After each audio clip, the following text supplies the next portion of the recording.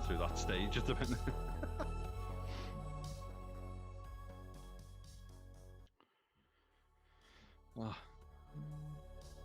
Oh, okay. Oh no, yeah.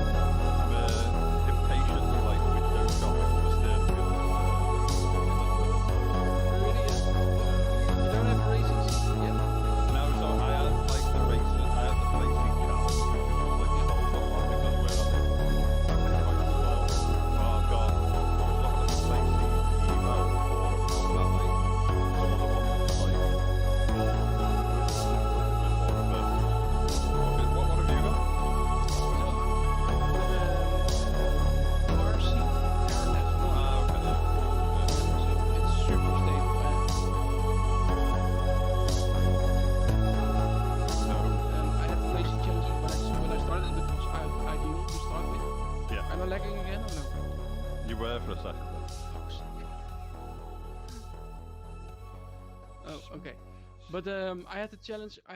As well, which was a decent share.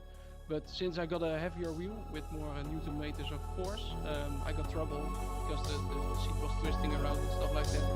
And especially if you're going for CSL, then you should get a heavier wheel. I don't know if the Evo is good, like if that's the one that has had in your stand between your legs. No, yeah, so it's like a portable seat.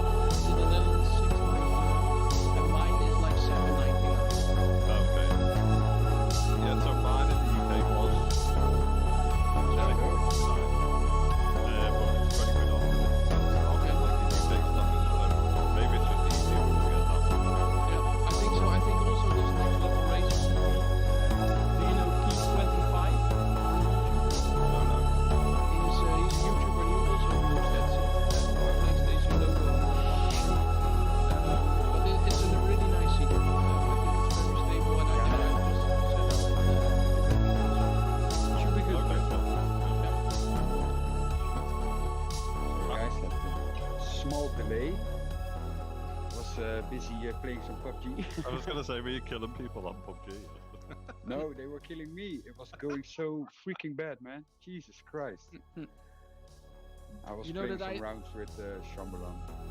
So I even got 5 minutes of Assetto Corsa in just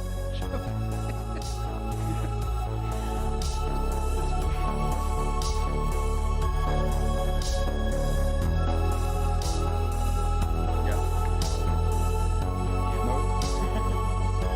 yeah, and ships also do your thing. Can you hear the ships?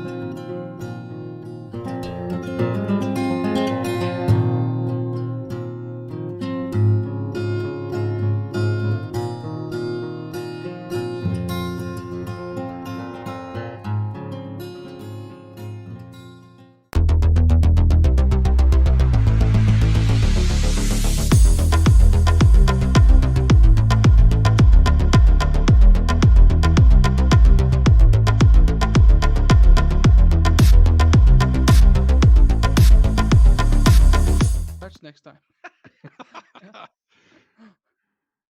Good evening, everybody. Welcome to the Midweek Mix-Up Podcast. Today, of course, I don't know what's happened to the chat for 2 seconds. The chat seems to have disappeared momentarily. Great stuff. Yeah, but there we go. It's popping back in again. That's what is going on. Welcome to episode 36 of the Midweek Mix-Up Podcast. I'm delighted this week to announce and welcome back Archimedes to the show. How are you doing today, brother? How are you feeling? Thank you. Thanks. I'm good. I feel a lot better. Still having some aftermath after the COVID infection and the pneumonia, but I'm feeling a lot better, and I get to stay at home the entire week, play some games, relax, and so I'm super excited to talk about Xbox here today with you guys. So awesome. Great to have you back. And of course, you went straight into it with a brand new video the other day. So Yeah, I mean, I have to spend my time somehow now. yeah, itching to be back. Yeah, man, I missed it. I truly missed it, and I want to take the opportunity to really say thank you, not just to you guys. Everyone here on the panel reached out to me and sent me well wishes, but a lot of people also in the community just messaged me, sent some well wishes, and I was truly surprised by how many people actually care, and I couldn't be more thankful. So I want to use that as a big shout out and say thank you to everyone who reached out over the last weeks. It really meant a lot. Awesome stuff. Yeah, it was great to see, of course, everybody from not just the normal community, but even the likes of Boom and all of those kind of reaching out and making sure you're all right and everything like that was. But that's what the community's all about, making sure everybody's okay. If they need anything, then to shout up. But that's what matters. Absolutely. Awesome. But it is great to have you back eventually. I know you were gutted to not be here last week. That was only because a doctor's appointment decided it wanted to get pushed back by a couple of hours. But yeah, I health had to first. get another X-ray of my lungs to see if everything has healed properly, and they scheduled it actually for 2 p.m. in the afternoon, and just 30 minutes before the appointment, they called me and moved it to exactly the podcast time. So that's why I missed it last week. But I'm more than excited to be back today. I can't wait to discuss everything with you guys. Awesome stuff. And before we obviously get into the introductions with the rest of the panel, the show this week is mainly focused on the fact that it is 20 years for Xbox. It's a 20-year anniversary of the original Xbox's launch. So we'll be discussing everything from kind of what got us into Xbox in the first place, kind of fond gaming memories, and each generation there from the highs and the lows, and basically just covering everything over, any stories that we might have about those generations. I know even before getting on the podcast, Archie and a few of us have said that we've got a number of stories to kind of talk about, some awesome stories about kind of Xbox over the years as well. So that should be good. And of course, depending on how long we've got at the end, then we will be covering off any other topics that might have cropped up over the last couple of days. So hope everyone enjoys, and we'll get into the rest of the introductions. First and foremost, we will go to Chris Grannell. How are you doing today, brother? Brand new microphone setup in crystal clear HD audio this week. Yeah, thanks, thanks, man. I'm just playing around where to position it and stuff. So this is what it'll be for the show. Yeah, very well. I've just been working. Obviously, been enjoying a bit of achievement hunting with yourself, sir. So, It's a war.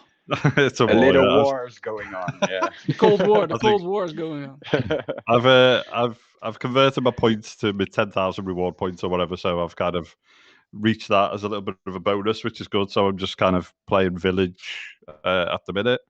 Yes. Obviously, want to play some SnowRunner, which I think has just appeared on Game Pass yesterday. And just working as normal. So yeah, looking forward to chatting about the history of Xbox with you guys. Awesome stuff. And straight on to Forza Erwin, another HD crisp crystal audio setup coming in there with Erwin and a brand new microphone again. How's it going, brother? I'm doing good. I'm a full-time YouTuber now. No, I'm doing good, mate. Enjoying my microphone, enjoying making videos lately, which give me a lot of pleasure. Enjoyed really last week's show. We had tons of laughs. So that show was still on my mind, which was really fun. Played some games, mainly racing games, of course. Just played some Assetto Corsa, recorded some videos for the next videos that will come up on the channel. Besides that, still busy at work. Tomorrow, one of the most important meetings, I think, in my career so far. So that will be super exciting. Cannot share too much yet. Hopefully next week I can share more. But if everything goes to plan, then it will be very successful for me personally, as I achieve my goal. But also for the company, it can mean a lot. So that is important. Awesome. And looking forward to talking to you in 4K HDR audio. So let's go, guys. Let's go. Awesome stuff. And yeah, if anybody hasn't already seen or heard, Erwin has started his own YouTube channel properly now. Of course, he's had it for a little while, but he has rebranded, and then it's now known as Racing from Home, where he does a lot of sim racing and racing games on his Fanatec wheel. Of course, with a number of different wheel setups that he has, different Yes, yeah, and he is loving it. So if you haven't already, please go into the description below. I do believe I have got the channel link there. If I haven't, I will post it afterwards. And make sure you pop him a follow and a subscribe and tune into that, because if anybody is interested in racing sims or sim racing or any kind of racing games in general, they're not just your standard racing videos. It is kind of a descriptor commentary as he's going around the track, kind of telling you where the best place is to dive in and dive out of corners and when to overtake, when not to overtake. Really kind of giving people a little bit of an education as to how to be quick on the track. Of course, he is a competition racer at heart.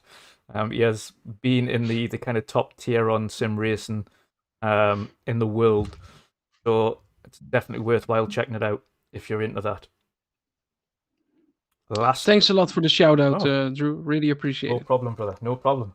It's like I say, it is worth it. We're all in it together, and it's an awesome channel. So more people need to see it and get behind it. Thanks, mate. Thanks. Last but not least, Pat, you're going for PUBG partner as well as now a full-time Twitch affiliate. How you doing, brother? What you been up to? Well, I can actually feel a little bit better because I had actually 3 busy days at work. The Mother Day is coming soon, so feeling pretty tired, to be honest. But yeah, I'm super excited because, like you said, since last week I'm Twitch affiliate officially, so I'm super happy with it. Congratulations. Yes, thank you. So yeah, I just also want to do a shout out to everybody who supported me through that part, and yeah, let's make it happen and grow bigger, So yeah. I made it. Yeah, I jumped in on his stream the other day when he was trying to kill people and just made it rain. I think I distracted him a bit. I dropped a load of bits. Yeah, like bits. Yeah, jeez. Like I think it was like 700 bits or something crazy. That's crazy, but it's yeah.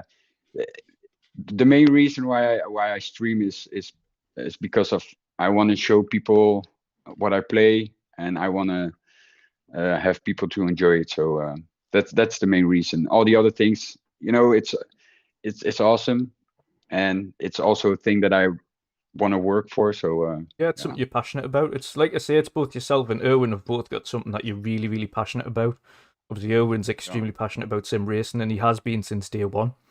But it absolutely makes sense for him to progress with something on YouTube as a channel that's he's gonna enjoy it, not just everybody else. Like, first things first, when you're doing something like this, as everybody knows, you need to enjoy it yourself. If you're not enjoying it, then there's no point. And it's much the same with you, Pat. Like, you really enjoy PUBG, you always have. Of course, you had that little stint where you had to have a break from it and played Sea of Thieves for a little bit, but everybody needs to do that every now and again. But you love PUBG, you have played it since day one. Since day one, yeah. So yeah, go for it, bro. Like, yeah, and then also in a few days the partnership will end, like the application applies. process. So yes, so fingers crossed, and let's see how it goes, man. That will be a cherry on the cake, Pat. Huh? Oh man, I think I go crazy. I go nuts. Seriously. I saw that somebody subscribed already new to the channel just 1 second ago. So thanks for that. Who's watching and listening to the podcast and subscribe? Thank you. Awesome stuff. More of that. There's 700 of us, so I expect to see a lot more of you jumping over and subscribing. It'd be awesome if you do. Brilliant stuff. Right, we will get into the thick of it then. It is the 20-year anniversary for Xbox this year, celebrating the original launch of the first Xbox. I think no better way to start than to really discuss what it is that we love about Xbox in the first place, and what got us into Xbox, what stories we have about that original Xbox launch, and what got us into playing on the OG Xbox in the first place. I'll start with Chris being the elderman of the group. the Elderman. I love it. All right, being the ex-Sony person. Yes.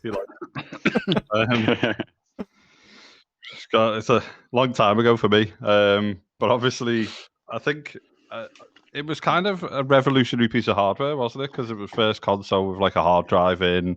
I think it was something new. It was a bit of a weird one because obviously, kind of unofficially, you could do like a bit of dev and stuff on it because it came from kind of like, I think it was like PC components and stuff to kind of put it together, didn't they, so to speak? I think it did have like a Pentium 3 CPU or something in it, like going really far back now. So a load of us at the time and within Sony, we got like loads of Xboxes in, and then like put like SDKs on, and we kind of side loaded stuff on and did a load of stuff that you weren't supposed to do, but it enabled you to kind of play around with some of the tools and stuff. I think a few of the kind of launch titles, so Project Gotham Racing was just awesome. I think Bizarre Creations and stuff were one of the kind of premium devs at the time. They'd come off the back of like F1 series before Studio Liverpool got it. Then they were kind of like working on other stuff, and I think PGR was it was like for me it was like a big success story for Xbox, because it was awesome game. It was almost kind of it was a bit of a it was almost like them reinventing Ridge Racer and classics like that, where people really kind of loved those arcade races, but they elevated it to like a new level. So there was that. Obviously, Halo was an exquisite experience for everyone. Yes. It was just smack bang, like enjoy this, and they're kind of like real foray into FPSs and stuff. And I think the thing with Halo is it like amazed me how big the maps were and stuff. You had that sense of scale. Yeah. And I think not many games have kind of achieved that until recent years. I think Destiny 2 is probably like the only other game that does Destiny 2 is the only other game that does scale in that kind of, not scale as in map size, but scale as in you feel like a tiny person in a huge environment, and they use like really nice skyboxes and stuff to kind of enhance that. But I think it was kind of, it was like the new kid on the block, and they did something a bit different, didn't they? I think the Duke controller was like amazing. It was like this big. the first revision was ginormous. Yeah, this big controller, and it's kind of like they went the polar opposite, because I guess when they were looking at like the Western market and stuff, obviously PlayStation launched DualShock controllers slightly small. There were slightly smaller revisions, weren't they, for kind of hands in Japan and stuff like that, and then they started to slowly increase the size.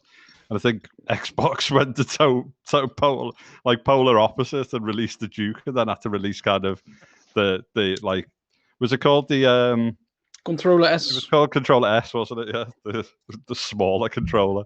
And now they've gone full circle and kind of a third party studio like licensed and released a Duke, didn't it? With like again. A little awesome screen on. Was that the OG controller as well? That's not even the revision. This is the S. Yeah, the smaller one, wasn't it? Yeah, but I believe that because we got the Xbox in March, right? The 14th of March, 2002. Yeah. Because for us, it's not even 20 years still. Back then, we were still having delays or delayed launches. But I believe it came with the S standard, I think, right? Oh, okay. Yes, yeah, that did. Yeah, you're right. Yeah, you're right. When you a little bit later on, it came with the standard version as opposed to the original, like 45-foot Duke controller. Yes. I remember because I was I'm only 33 now. Well, nearly 33 now. But like when I first, if you go back, I was only like 12 or something when the Xbox launched. So like the Duke for me was like, I was like, oh well, this is quite difficult to actually use. But it was still like, as you mentioned, Chris, Halo was just. I remember being in awe. Like my first memory of seeing the Xbox in general, I've seen it advertised and seen it in magazines and the Argos catalogue and everything like that. And then then going into just Curry's before it was Curry's PC World in the UK, just seeing the Xbox kind of on the display unit and Halo being on there and running and jumping onto that whilst the mother was going shopping. I was like, yeah, you'll find me in here. You can be as long as you want. I'm just going to be sitting in the shop playing Halo. That's unbelievable. It was a mega launch. And remember, I presume it was in Europe. Remember the advert where the mother gave birth and the like babies flew through the air and like all the way like aged and then landed in like a grave at the end. And then this like the advert got banned. But it was like they just came out like just punching, just kind of like really good, like confident launch it was. And obviously, as I said at the beginning, innovators, because it was like the first console with a hard drive internally, wasn't it? So yeah, which was cool. But I think like PGR, I think Dead or Alive 3 was it or something launched with it? I think. Yeah, if I remember rightly, right, if my brain works properly. I mean, it was like an interesting product, and obviously people who are into fighting games don't like hate me or whatever. But I've never really been like massively into fighting games, so Dead or Alive, Joe, I could like take it or leave it and stuff. And the same with like Killer Instinct and that. But yeah, I think having kind of Halo as your FPS, having PGR as like your racing game. I think I'm not sure how long after, whether it was a launch title or not. I absolutely loved like Full Spectrum Warrior, which was kind of like a weird, it was like a war game. It's obviously on Game Pass now, but anyone should go and play it. It's like awesome. You control like a couple of squads, and it's a bit like tactical and stuff. It's not aged massively well, but it was like a really good game. a lot of them OG. I mean, if you play Perfect Dark now as well. Oh yeah. Shit. That has not aged well. Bad. No.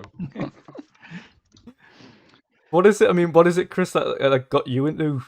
Well, actually, got you to kind of pick up that original Xbox then in the first place? What was it that excited you enough to?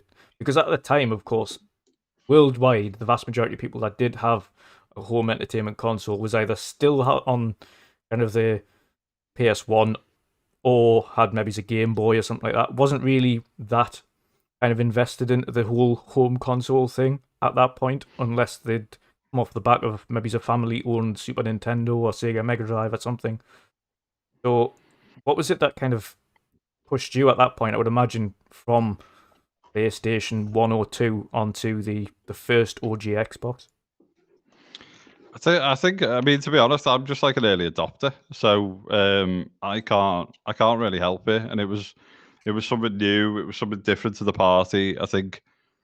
To be honest, I probably bought that console literally to play Halo. I think that and PGR were like a couple of games which I wanted to play. I do like to kind of like back, the underdog at times. So obviously not like Microsoft are an underdog, but it was their first kind of entrance into console gaming and stuff like that.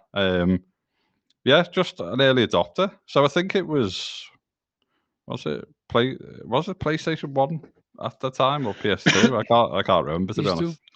Yeah, PS2 it was, wasn't it? Yeah. PS2. PS2. So we were obviously developing for PS2 at the time. And it was just, it was doing some things slightly different. It was, I think, people kind of sideloaded and like exposed or not exposed, but utilized it, a bit as like a PC dev kit or whatever. Yes. It was kind of was a bit mad. You could do loads of like retro gaming on it and stuff like that. So I think it was a bit more like of an open platform as well. So anyone who liked to tinker, obviously could do it easily. picked it up and just started kind of playing around with things. But I think like most people, it was probably like Halo and PGR, which it was like one of the times where I actually bought a console for a game. No, definitely. It's I hate to say the reason I picked was specifically Halo, and I just remember saying that. I didn't even see Halo advertised. I just seen the console advertised, and then seen Halo running on the Xbox in the shop. I need it, and the force feedback for the first time. Like I'd only ever experienced that on PC, where it had the force feedback joystick and the steering wheel on the PC and things years back, like the Microsoft branded force feed. It was literally just called Microsoft Force Feedback Joystick. There wasn't not even a name Didn't you for have it. the rumble pack for the N64? Because that gave you a similar experience on console. I'd never experienced that. I did have an N64, but I never experienced the rumble pack for it. Yeah, mate. It was Erwin. kind of like go on. the spiritual. Sorry, I was going to say it was kind of like the spiritual successor, wasn't it, to the Dreamcast? So I think like Yeah. the Dreamcast was kind of like fading, and I think like EA were like doing some stuff and that, and I don't know. It's just I just have fond memories of like over the years, like Peter Moore showing off his GTA tattoo and really like annoying loads of fanboys and stuff like that. So I think they just went really big and bold. Well, they had The yeah, Rock unveil it as well, didn't they? Oh yeah, And The Rock was big. as well. But yeah, sorry, I'll let someone else talk about it. Erwin's eating crisp, and I was like, Erwin's "Don't right into speak it to now. me." They don't speak to me. Actually, we'll go to Archie whilst Erwin's having a munch. Archie, how do you remember? How do you remember your initial impressions of the OG Xbox then, and what really got you into the system for the first time? It's actually a little bit a longer story, but I think we got the time. Oh yeah, of course we The do. thing is, here in Germany, nobody knew about the Xbox. It was literally non-existing. I went to the biggest shops when I wanted to buy one. MediaMarkt didn't have it. Saturn didn't have it. You were simply not able to buy it. Nobody knew what an Xbox was. I went into the GameStop and asked the guy if they have an Xbox around here, and he asked me, "What's an Xbox?" Wow. It was really bad. Microsoft didn't have any advertisement whatsoever at all. They didn't collaborate with the shops in the beginning, and really nobody heard about it. I didn't hear about the console either. There were some articles in some of the PC gaming magazines that I read at the time, that Microsoft apparently launched a console. It's called the Xbox, but really it was literally non-existing when it launched in 2001. In 2003, it was when I first got my hands on an Xbox. I just started to study at the university, and I lived in a shared apartment. And my roommate came home, had that giant thing of a console in his hand, and said, "Look what I found! It's this console we have heard of. It's the Xbox." And we hooked it up to the TV and started to play Halo, of course. And like 30 minutes later or so, or an hour after we started to play, his brand new girlfriend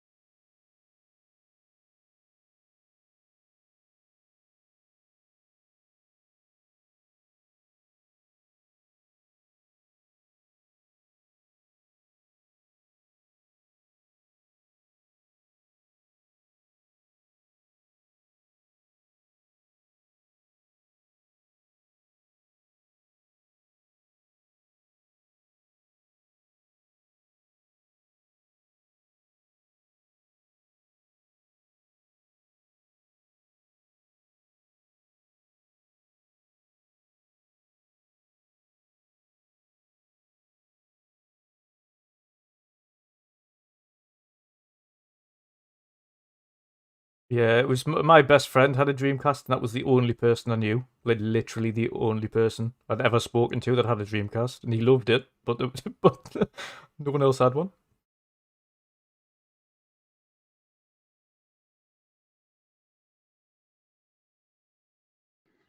We have no sound in But the I've sound chat. again now. Yeah.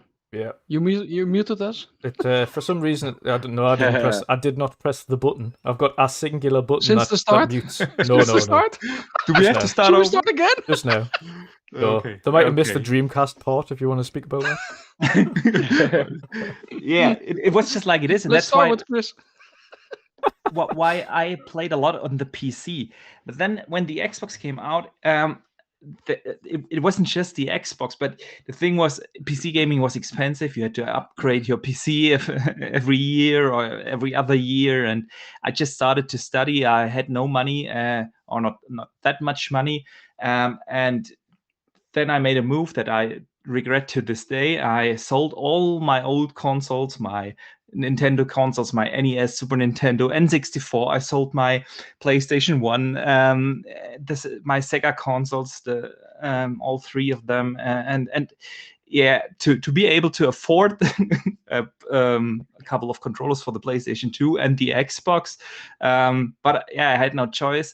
But this is what really transitioned me over from PC gaming. So I started playing on the PC just to save money. That concept from GameStop was brand new at the time, and I remember always buying Halo, playing Halo, bringing it back to GameStop, picked up another game. It was really almost the cheapest way you can play games. And then I played Morrowind on the Xbox, and that really was an experience that was brand new for me on the console. It was the first time that you had the feeling to play on the same level, on the same scope, like you were used to play on the PC.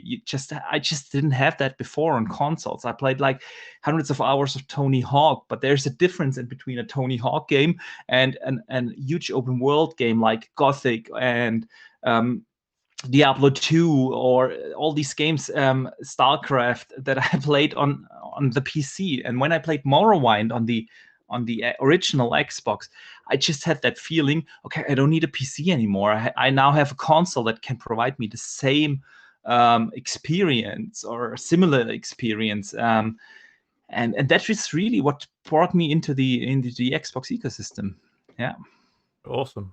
No, to be fair, that's again the PC. That's exactly where I went from, because it was things like the uncle and things that had all the Sega Mega Drives and the Nintendos and things like that originally when I was younger. So I first started on the original PlayStation, but that was after PC. So I was already in PC gaming anyway originally. So I was very much in the same space where I'd went from PC gaming, got a PlayStation a little bit later, just the PlayStation 1. I didn't have the PlayStation 2. My friend had that, so I played on the PlayStation 2 at theirs. But then spent a lot of my time at that point just playing on the original Game Boy as opposed to anything else. Yeah. But then when I sold that as well. I sold everything. I so regret it. It would be I would have such an amazing collection of consoles because I basically had everything from the NES going forward, every handheld, every console that was released, and I sold it all in my early 20s. I regret that. Yeah. Well, my parents said exactly the same thing to me because obviously they know how much we're into consoles these days, etc. But when they were younger, they had the Commodore 60. Well, obviously, when they were before us, had things like the Commodore 64 and all that kind of themselves. So that's what they used to play. But and again, they left that before we moved over from the Netherlands to the UK. They left that there before they moved. They forgot, so it was just in the attic and over in the house in the Netherlands. There's just someone. You still have the address? Maybe I can take a look. Maybe it's still there. It's still there sitting in the attic. She does, I think. God knows who it is. It's somewhere in Harlem. Oh dear me. Pat, what is it that got you into the Xbox in the first place, brother? Did you originally get the OG Xbox?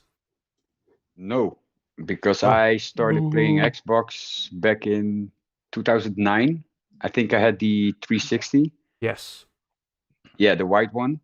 That was my first time playing on the Xbox. What made you get the 360 at the time then? What was it that enticed you to come over to the Xbox?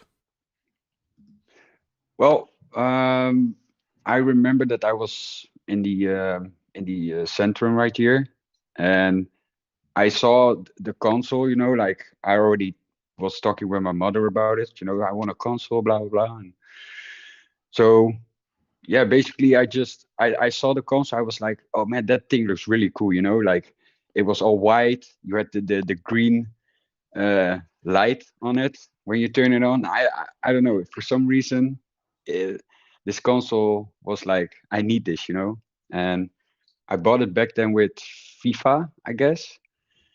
Yeah. And then a few weeks later I bought Call of Duty Modern Warfare 2, and that got me hooked, because when I started playing Call of Duty I was like, okay, uh this is, for me, that was a game like I couldn't uh stop playing. I was like, also what Archie says, I was playing nights and nights just till the morning, like it's crazy. So, but before that, yeah, I played on different consoles. My nephew had a PlayStation 2, so I was also a lot of times at his home. I had for myself Nintendo 64, play a lot of James Bond, Mario 64. Uh, yeah, and I think when the OG Xbox came out, I was around 12, maybe 11 or something. I was more busy with Pokemon and that kind of stuff, so Yes. I, On the Game Boy. and Yeah. yeah, I have a Game Boy at home, so it was from Tamara. Awesome stuff. So, was it a particular game that got you enticed into getting the 360 then? No, it was not like really I wanted to play a specific game.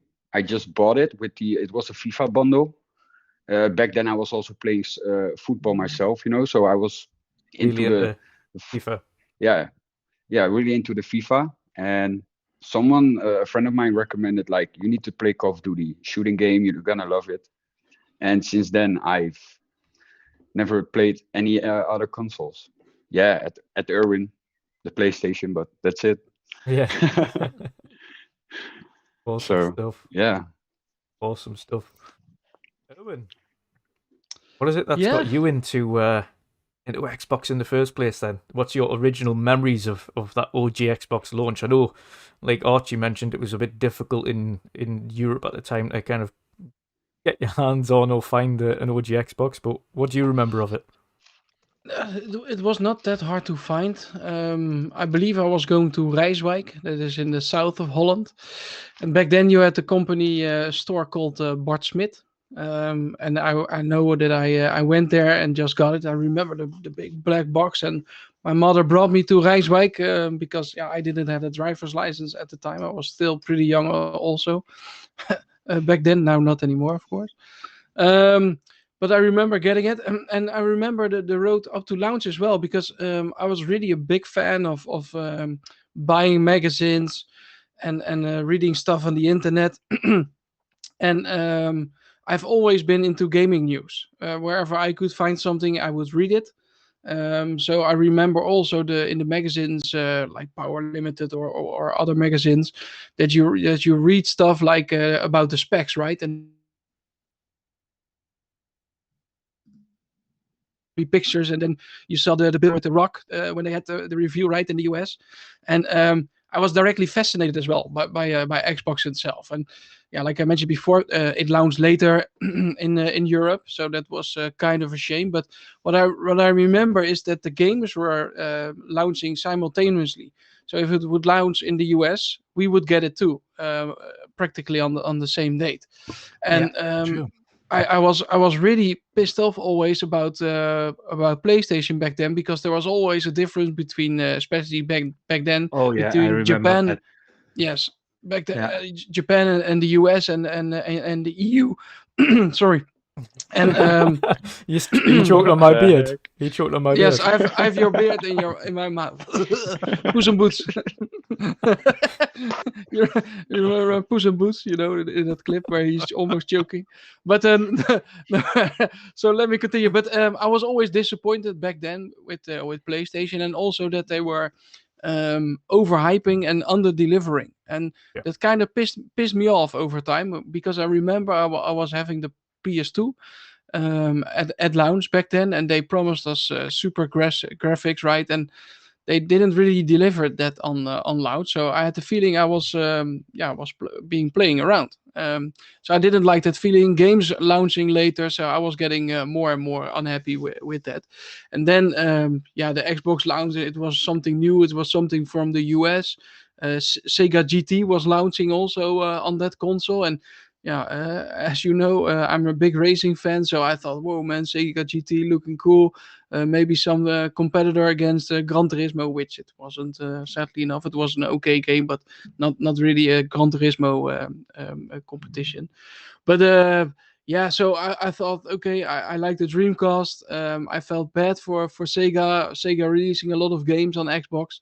Yeah. And then, of course, the biggest thing was, for me, Halo. I spent, I don't know how many hours in that game, playing the single player multiple times.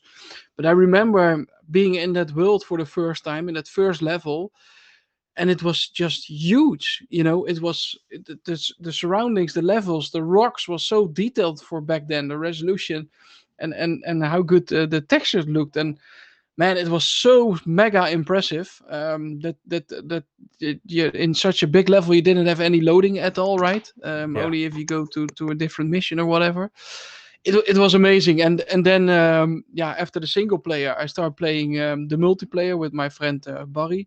And like Pat played on the N64 GoldenEye, I played that a lot as well with Barry, just on one tiny screen that I have now in front of me, and then split screen, right? And we were just playing hours and hours and hours after school and in the weekends and etc. Just multiplayering. And then with rockets, we always had a weak spot or a soft spot for rockets in shooter games. And also with Halo, that was simply amazing. So we played tons and tons of hours doing the multiplayer. Yeah. And then my love was let's say set in stone with Xbox. And sadly it only lasted 5 or 6 years before they discontinued, but maybe even better because the Xbox 360 came out after that. And like Chris also said, the Project Gotham series, it's absolutely fantastic. I think there's some dudes that are working at Turn 10 now or at Playground that worked at Bizarre Creations. But that game really was an eye opener for me. All those big cities and all those cars, and the gameplay was really cool. So I think it set a new standard for back then, like Forza Horizon did when it was launching. So I have so many great memories. And after the OG Xbox going into the 360 with the whole Xbox Live part, right? For me, I never experienced such thing on PC or whatever. I was really always a console guy, having the N64 and playing at my mates with the PS1. I never played really online games or whatever, and never be really competitive. Never had any leaderboards to compare with, right? So when the Xbox 360 launched, and then buying the Xbox Live, and then playing Project Gotham 3 online for the first time, and having so much fun talking to people from all parts of the world, and making friends from Belgium that you see years and years and years after. That stuff almost changed my life in some regard, right? Spending so much time going at work and then lunching at home, and then if you got 10 or 15 minutes, you start at the console and then play a game. You almost couldn't start the game because then you have to go back to work again. And my friend from Belgium did the same, right? It was fantastic. So I have so many good memories. And it's I always have a special place in my heart for sure. Yeah. And the one thing I remember as well, specifically from, like you mentioned, from Halo, is that co-op campaign, like the original, just jumping in and playing the campaign all the way through with your friend. Like you'd never really experienced, especially even on PlayStation, you hadn't really experienced co-op, a full co-op legendary single-player campaign or legendary runs or anything like that. Yeah. Just bonkers. Like I just remember sitting there and even just being so invested in the story and experiencing like the flood and everything for the first time, and like, whoa, what's going on? And then or get both of you getting absolutely annihilated and like sitting there frustrated and just like, right, okay, we're having a break, going to get crisps and drinks and things like that, and just playing all day, just insane. Or having a weekend where you just wouldn't stop playing the game, just where you just stayed at your friends all weekend and just played all the way through. Yeah. Like you said, so many good memories from the original launch. Yeah. And the console itself, the Oh, console God, itself as well, right? It was so big compared to the others, especially compared to the Dreamcast. This was like I think they're making they're producing now the mini fridge, right? I wouldn't Yes. surprise that Yeah. they took some old cases from this one. So but Yeah. it looked absolutely fabulous. I have one at my cabinet over there, where behind me I have all the Xbox consoles lined up. I have the OG Xbox as well, and if you now could see it, it's like a nicer version of the Xbox One, let's say, right? Because you have all those stripes on the console and those big Xbox logo in the middle. Yeah. It looked so futuristic back in Yes. time. And the controller was really buy it. something super special, because it was the first controller with the asymmetric sticks. Yeah. And that really helped when playing shooters. That was always the problem when you try to play a shooter on the PlayStation 2. Till this day, I'm having problems playing shooters on the PlayStation, to be honest. Completely agree. Like Same. it just feels so alien to try and play with the sticks like that. With the sticks, and suddenly with the Xbox, that wasn't an issue anymore. Yeah. Oh, it's actually good in the hand. I'm just feeling it now again, and it just feels so similar in some sort of way compared to the newer ones. Yeah. But it directly feels good to offset the sticks. Yeah, I like it. Yeah. And the memory card, right, in the controller. Memory cards. I'm the good old watching days. on the internet. I'm watching on the internet and see for the OG Xbox, it costs now €55. So It's because That's basically pretty it's just like a insane. mini PC, wasn't it? And I think the operating system was like a cut down version of like Windows 2000, wasn't it? I think it was Windows NT, but yeah. Yeah, and I think that's why everyone could kind of like sideload stuff on, and I remember it was like it became like a media player and all kinds, didn't it? I remember it hasn't changed much though, putting because music people, on. I think obviously then they took that over and it's kind of remained the same on 360, the One, and then the Series X now, where at the very beginning of launch they're like, oh look at that, you can play all of the PlayStation back catalogue on Xbox. It's like, really? Someone like automatically say, there's an app, you can just play an emulator and play anything you want. It's like, okay, that's really easy. I think it like launched with 2 different hard drives, didn't it? So I think it had like an 8 gig hard drive and a 10. Like imagine trying to like launch like with an 8 gig hard drive now. It's just we wouldn't get much. But it was weird, wasn't it? Because you were used to kind of like playing, like obviously we'd been used to playing off like cartridges.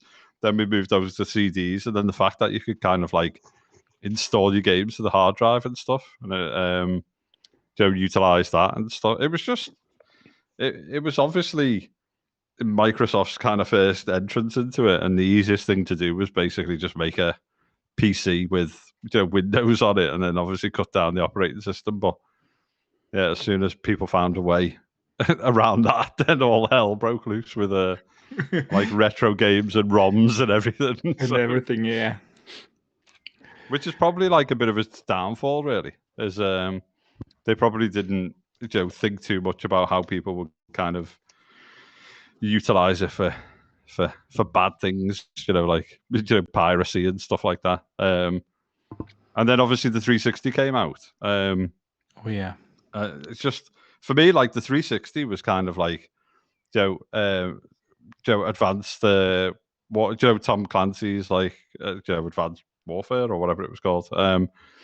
Like that was an awesome game. You then kind of started to see them. They were like pushing kind of like exclusives and stuff like that. Splinter Cell, yeah. Yeah, Splinter Cell. Then you went from like Morrowind over to like Oblivion. So Elder Scrolls Oblivion was just like incredible on it.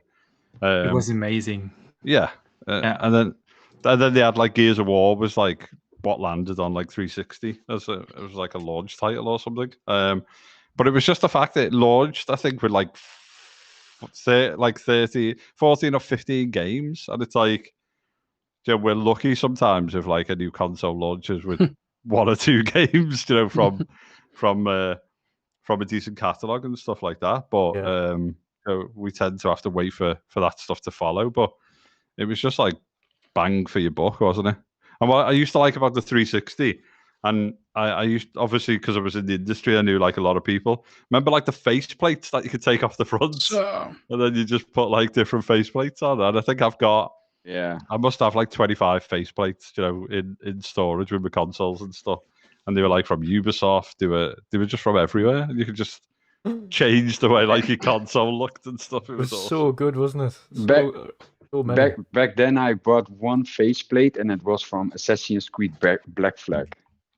Oh, really? That's like, that was. I only bought one faceplate back then, and I saw everybody so many, remembers but it. I wanted that.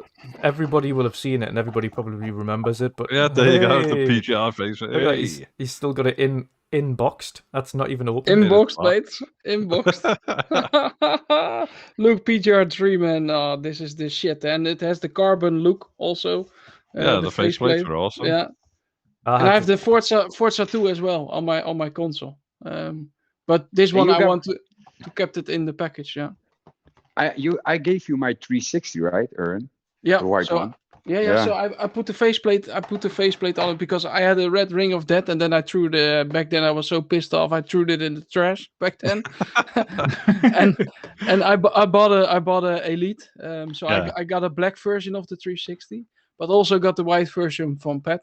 And on that white version, I put the Forza 2 faceplate on it. But yeah, removing and adding those faceplates, that's amazing. And I think that's what PS5 has with those faceplates. Of course, the console looked like garbage in my opinion, but the faceplates idea are cool because you can customize them so massively. Yes, which is really nice. But I wish they had something similar like the 360. But also with the 360, it didn't last long, right? You get some revisions of the console, and then it immediately stopped. But do you guys also remember that game, Ghost Recon? Advanced Warfighter. Holy crap, man! That was the first game I played on the 360. Oh, first game I played on that. Man, but also the faceplate, eh? Yeah, also the faceplate was super cool. Yeah, I think I've got that faceplate as well. I was going to say you'll remember the faceplate because the one I got was actually that the blue one with like the tribal kind of patterns on the front of it. That was the faceplate I got at first. I was like, oh, that looks cool. I'll get that. Didn't even go for a gaming related one, just got any old random colour. Yes, FIFA also, I believe. PGR wanted to look nice on your Elite if it wasn't in its package. Yeah, definitely. Yeah. But yeah, it's in condition. It's in this package, and I think I have you mentioned the blue one, Drew. Yes. It's over here, right? You see one? Yes. With the tribal on it on the back. Let's have a quick scan over. Let's have a quick scan over. 10 seconds. Yeah. Let's make I can see the tribal solo layout. Boom. No, I don't know if you can see it. Maybe I need to close my screen. The blue one. Yeah, hold on. I will kind of see it. The tribal blue. Yeah, we can see the one in the middle. Yeah, the one in the middle. But it has some tribals in it, but you cannot. Yeah, you just cannot see it. But it's that's the one. Amazing. Yeah. That's the one I got first of all. Oh, it was absolutely bad choice. A bad choice, Drew. I was young. Okay, I was young.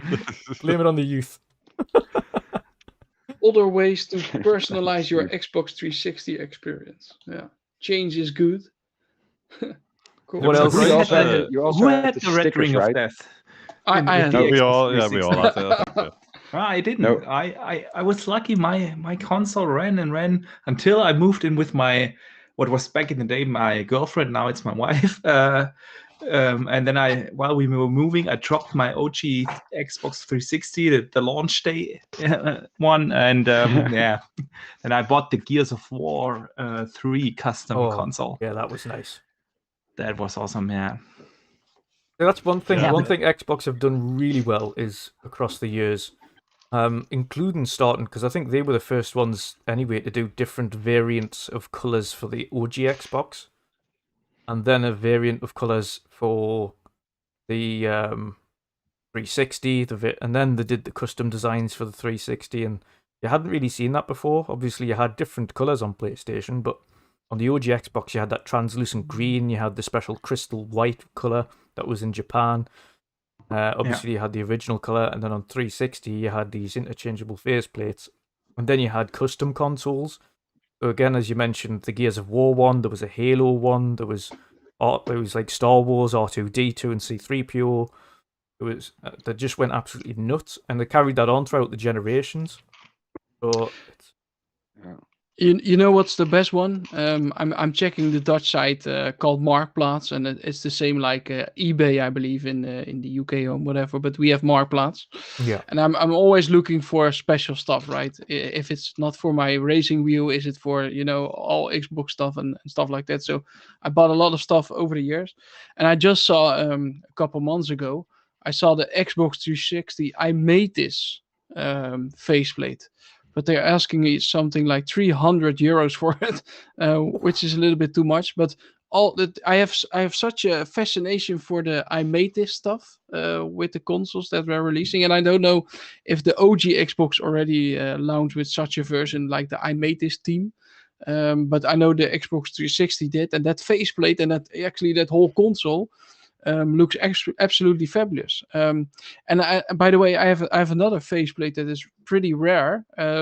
It's from X05, and it was only a limited edition, which was only released for journalists. So it's a very limited amount. And there was an auction a couple years ago that if you had the highest bid, it goes to charity, and then you could win some stuff. And that was also from Power Limited. And I saw it was passing by on the auction, and then I bought it for a lot of money. So I will just catch it a little bit later. But don't you guys also have that stuff with the I made this? I remember the Xbox One was launching with an I made this version. It was the white version. Also later the Sunset Overdrive console was white, right? Yeah. But the I made this stuff looks absolutely great. I love it. I have a fascination and probably will buy some stuff when I can.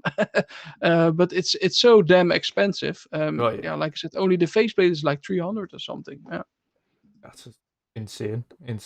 No. It does. I mean, we've transitioned nicely straight into 360 anyway. But what were the standout, Chris? What was the standout games really for you then, going on to the 360 from the Xbox One? At that point, of course, PlayStation really dropped the ball with the kind of the technical aspect of their console. They decided to go proprietary in the terms of of their engines and the actual internals of that console. So like cell architecture or whatever. Yeah, it made an absolute pain in the arse for developers like yourself at the time to really develop for it. It made it such a difficult task compared to what it was on previously, which is why they reverted back from cell architecture onto the X. Yeah, I think it was X86, X84. Oh yes. You see, it was in Amsterdam. That's why, because it was the event, the XO event was in the Netherlands, and also the guy I know pretty good from Team Xbox, John Dangelmans, had a presentation on stage in that event. But we'll put you back on a solo layout. $25. Here we go. Yeah. Oh, hold on. Right now on eBay, it's $225. Which one, Pat? This one? Yeah. This faceplate, yeah. So holy shit. There's a blue Halo collector's edition one on eBay in the UK for 600 quid. So nuts. Yeah. X05, man. I believe it was the first XO also in history, I think. Yeah. This one, and then it was the event was in Amsterdam, which was very special. But yeah, for sure this one, as you can see, yeah. Oh yes. It's the Forza Motorsport 2 one, which man, I have and also with the carbon look, right? Yeah, that's nice. Yeah, and it's so nice. It's destroyed his internet. I got the similar shoes also. So nice it killed the internet. Cool. I think I've got like Rainbow Six Vegas ones and stuff. I've just been having a look, and they're like 52 quid on eBay. So I think I've got there's loads of I think them. when they originally come out as well, they were only like something like £10 or something, weren't they? So yeah. they weren't I'd like say there was ultra a chunk of the expensive. ones which I got, yeah, but like they had like presses or like PR ones and stuff. But that blue tribal one that you got is only £4 on eBay, Drew. Yeah, I'd imagine it would be. I'd imagine it would be. You know what I loved about doing it though at the time is you could even buy just replacement white ones that you could just paint or decorate yourself. Like that was, I remember seeing so many people that used to just buy those white ones, and you still see them now when they've got like all the 360 still hooked up. Like they've just got a white faceplate that they've just drawn on or doodled on. Yeah, it was awesome. They did like the 360 was like the slim and stuff. They had like silver ones and the shiny black one before like Elite and stuff. It was just it was definitely like the kind of generation. What I remember about like the generation of 360 is kind of like films started like referencing like the 360. Yes. Like they used to, instead of it being like a PlayStation console, it was then like 360s and films and stuff. Yeah. Yeah. But yeah, obviously, I mean, Sony's PS3 was like a powerhouse, to be fair, but it was just, the cell architecture was just difficult. I mean, we weren't too affected by it because we obviously had like the internal like technology group and stuff kind of helping us out with it. But it took. I mean, even Cerny referenced it when he was talking about how quick Sony's like software and tools have just been amazing to enable devs to just like get up and running really quickly. And I think a lot of that stems from like how bad the PS3 was. To get people up and running. Because in all essence, what they managed to do with the PlayStation 3 was great. Like the games weren't bad. It was the fact that it was so difficult to develop for in the first place that it took them so much longer to get traction. And by that point, Xbox had such a giant head start with the 360 and what they were doing, and how much easier it was for developers to port for it, that obviously third parties just chose to go down the 360 route for that generation because it was easier. Yeah, I think you're right. And obviously the Red Ring of Death caused a load of grief, didn't it? But then I think... And don't forget that at that point, the PlayStation 3 was still super expensive. There was a $300... That was also the generation where they told them get a second job. Yeah. It was really... get a second job. Like, what? Yeah. Imagine if they launched a console now and told everybody, all right, well, the Xbox Series X and the PlayStation 5 are 800 like euros or £800. And if you can't afford it, just get a second job. You'd just be like, really? Really? It just wouldn't take off. Yeah, I think it was a good and Xbox like counted, didn't they, by like extending the warranty period for like the Red Ring and stuff. Yeah. Like which helped. But I think I just remember I made loads of friends playing like the Ghost Recon games. I think Rainbow Six Vegas and stuff was just like unbelievable. I think that like when you first kind of experience like grappling down a building and then you could like invert and like, you know, for me that was kind of like Ubisoft in its prime. There was some really good Call of Duty 2. It was Call of Duty 2, right? Holy shit, man! That multiplayer game, yeah. Oh, that multiplayer, and then you were in the pre-lobbies before the game. But you know, playing online against people, man, that was so amazing. And like you say, you made especially back then, so many friends because everybody was new to this. Everybody found it excited. You were or talking the same language or different language. Didn't matter at all. Just playing together and make friends because of that was almost addictive, right? Yeah, absolutely. It was, and I think we weren't used to like really good, really like slick multiplayer experiences. So there was like lots of kind of like PvP and teams and stuff, and it was I think remember. Did you guys have like the little keyboard that you plugged into the controller so you could chat? Yeah, the mini chat keyboard. It was I want to get that. I always had that underneath my 360 controller. It Yeah. was Yeah. so handy sending messages, you know. Yeah. And I really miss it. I do want to get one for sure, because it was like for me it's like I need it, you know. It's I don't know. It was But so also handy. when people were giving you messages after a match or something like that, you want to respond as quickly as possible, right? So you were like, click, Yeah. click, click, click, fuck you. You know? So yeah, that was really really good times.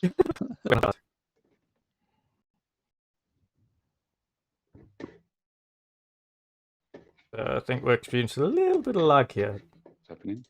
Bit of lag. A little bit. We're still here, But guys. I don't know whether Iron you can Leg hear all. My podcast. Wi-Fi already went down again. So Is it me or is it Drew now again? No, I think it's a Now there's a combination. bit of Everybody- druidge is faded in and out again. Yeah. Great stuff. Oh no. Oh shit. He's back. Yeah. Oh no. No. Right. He's running like an Xbox OG. Slow. 15 What is frames per second, Drew. good stuff? oh, the frame rates at that time. I don't know what is Yeah, going on. What I No clue.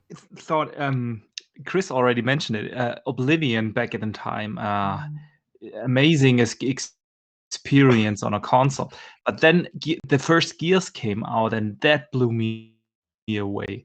To be honest, that was can't believe how good it looks. I had that same feeling with Mario 64. I remember that when I saw that for the first time, blew me away at the time, and this is also one of those moments when amazing. Just like in the height of his so the fact that he was just like showing people like you know, cutting people in half with like the chainsaw on the lancer and stuff, it was just like ultra cool, wasn't it? It was like what a game. But it was a Absolutely. dream team, eh? Like you mentioned before. Also, Peter Moore, right? It was just a character on itself, and it kind of matched with each other. You know, the whole JLR stuff, you know, and also the console looking a little bit different than you're used to normally.